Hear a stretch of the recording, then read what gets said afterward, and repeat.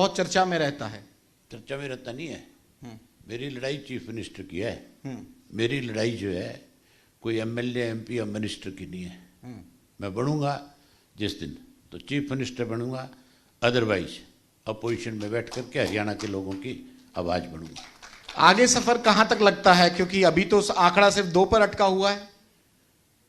BJP की भी एक जमाने के अंदर लोकसभा में 2 सीट थी। आप ये क्यों भूल गए? नहीं, भूले नहीं है। नहीं, मुझे लगता है भूल गए, तभी आप मुझे एक सवाल कर रहे हैं। पूछना तो बनता ना कि आपने नहीं कहा। नहीं, ये सवाल तो पूछना बनता ही नहीं है। जिसमें संघर्ष का मादा है वो आगे आएगा, उसे कोई नहीं रोक सकता। इंडियन नेशनल लोकदल पार्टी का हर कार्यकर्ता चौधरी ओम प्रकाश चौटाला के संघर्ष का साथी है और वो कड़ी मेहनत करेगा।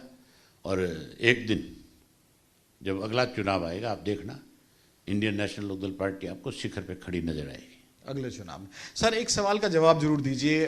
चौटाला साहब के तौर पर एक बहुत बड़ा हरियाणा का राजनीतिक फेज जिन्होंने प्रशासन चलाया और ये दिखाया प्रदेश को, उनकी चर्चा होती है कि शासन को, सत्ता पक्ष भी उनकी तारीफ करता है कि भाई ब्यूरोक्रेसी को कैसे कंट्रोल के रख के देखा जाता है।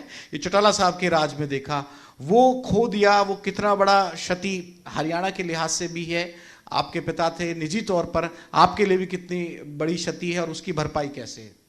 आप ये तो मान गए ना कि चौधरी ओम प्रकाश चौटाला जो थे वो एक बहुत अच्छे प्रशासक थे, बहुत अच्छे राजनेता थे। ये मेरे मुंह से कहने की बात नहीं है। आदमी जब जाता है उसके बाद पता लगता है कि उसकी अपनी क्या पहचान थी।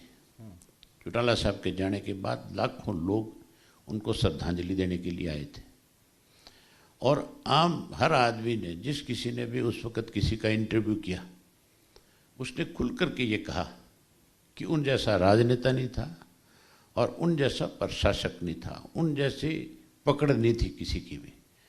इसका मतलब उसके बाद के बने हुए चीफ मिनिस्टर या उनसे पहले के जो चीफ मिनिस्टर थे, उनसे उन्होंने हरियाणा प्रदेश को आगे ले जाने में बड़ी भूमिका निभाने का काम किया। उन्होंने ही ऐसा रास्ता बनाया कि जिस रास्ते को आज लोग चुनना पसंद कर रहे हैं।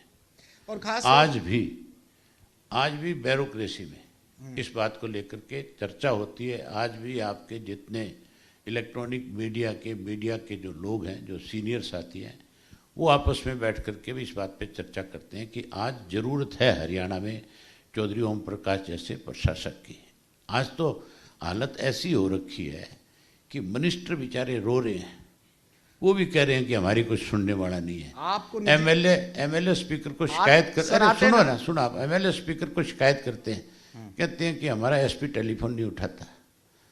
आज जो ये बात कहते हैं कि हमारा एसपी टेलीफोन नहीं उठाता, ऐसे अधिकारियों को आपको विधानसभा में सबके बीच में जाकर के इस बात का सबक देना चाहिए कि एमएलए जो है वो चीफ सेक्रेटरी से भी प्रोटोकॉल में बड़ा है।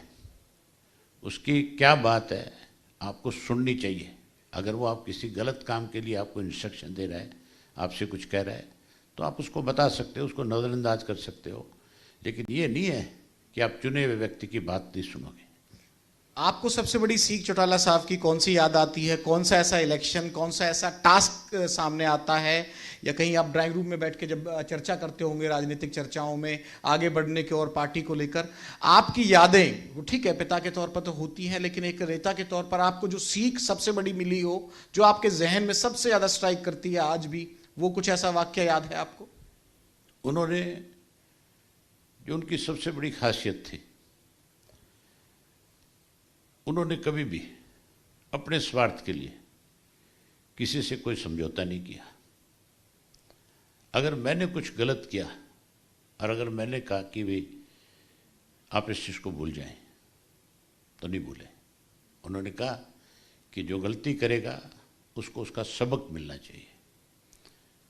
उनका जो संघर्ष था उससे हमने बहुत कुछ सीखा और आज भी उनके संघर्ष के दिनों को याद करके हम आगे बढ़ रहे हैं। हमने अपनी पार्टी को उस जगह पे ला करके खड़ा करना है कि आम आदमी, आप जैसे साथी इस बात को लेकर के चर्चा करेंगे कि वाकई इंडियन नेशनल लोकदल पार्टी का जो कार्यकर्ता है वो चौधरी ओम प्रकाश चौटाला के दिखाए रास्ते पर चल करके हरियाणा को आगे ले जाने का संकल्प ले चुका है।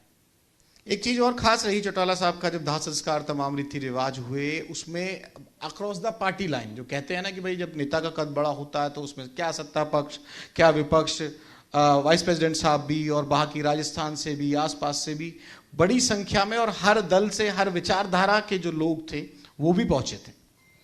वो उनके अपने सामाजिक रिश्ते थे। उन्होंने राजनीति के अंदर दो चीजें होती हैं। कुछ लोग तो ऐसे हैं जो राजनीतिक तौर पे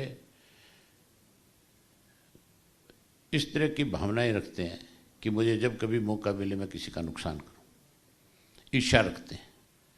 चौटाला साहब ने कभी भी सत्ता में थे तो और सत्ता से बाहर थे तो कभी भी इस तरह की सोच नहीं रखी कि मैं सत्ता में आकर के किसी का नुकसान करूं। उन्होंने ये सोचा कि मेरे बनने से, मेरे सत्ता में आने के बाद किसी को कैसे क्या फ़ायदा हो सकता है, किसको कैसे सबक मिल सकता है, उन्होंने उस पर काम किया।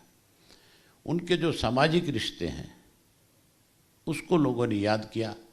उन्होंने जो रिश्ते निभाए थे इसी करके इतनी बड़ी संख्या में लोग आए, इतनी बड़ी संख्या में राजनेता आए, अलग अलग राजनीतिक दलों से आए।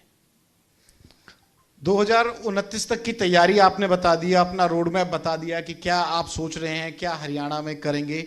लेकिन सर ये जिस तरह से कांग्रेस का संख्या बल है, इंडियन नेशनल लोकदल का संख्या बल है, 5 साल में इतना बड़ा फासला पटना किस तरह से संभव लगता है? ऐसा क्या करेगी इंडियन नेशनल लोकदल जो आपको लगता है कि इस लेवल तक?